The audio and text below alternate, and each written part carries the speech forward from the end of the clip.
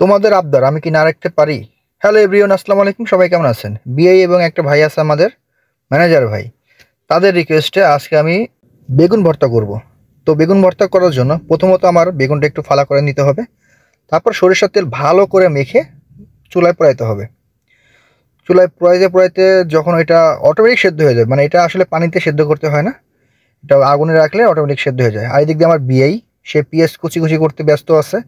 সে খুব ফাস্ট, সে খুব স্পিডে কুচি কুচি করতে পারে। এটা সে অলরাউন্ডার। তবে একটা জিনিস, সেটা দেখতে সুন্দর, সেটা খাইতেও সুন্দর। ঠিক আছে না ভাই? তো আমরা বেগুনটা পুড়িয়ে নিচ্ছি ভালোভাবে, ঘুরিয়ে ঘুরিয়ে ঘুরিয়ে ঘুরিয়ে ওটা আমরা পুড়িয়ে নিচ্ছি, কারণ এটা ভালো মতো না পোড়ালে ভিতরে সেদ্ধ হবে না। তো আমাদের বেগুন পোড়ানো শেষ হয়ে গেছে। এখন আমরা বেগুনটাকে ভালো করে সুলে নিব, কারণ উপরের শুকলাটা যদি আমরা ফেলে না দিই তো ওটা খেতে একটু তিতা তিতা লাগতে পারে। তো এটা আমরা ভালো করে পরিষ্কার করে নিব। দেন পরিষ্কার করার পর আমরা এটা যে পিএস মরিচ রেখেছিলাম সেটা আমরা চুলায় দিব।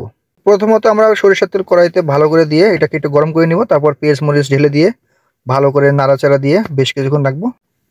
তো পেঁয়াজ মরিচটা ভালো করে একটু মিক্সড করে রাখতে হবে। এর মাঝে আমরা ধনেপাতাটা ধুয়ে নিব।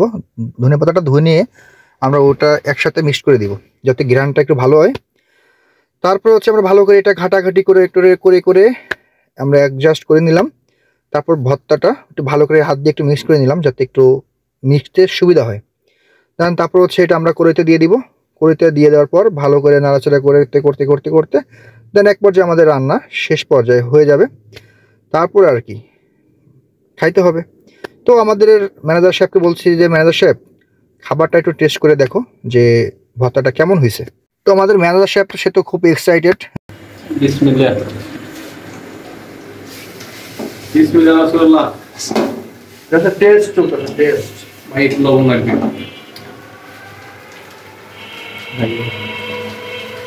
তো গাইস, আমাদের ভিডিওটি কেমন লাগছে অবশ্যই কমেন্টস করে জানাবেন। ধন্যবাদ।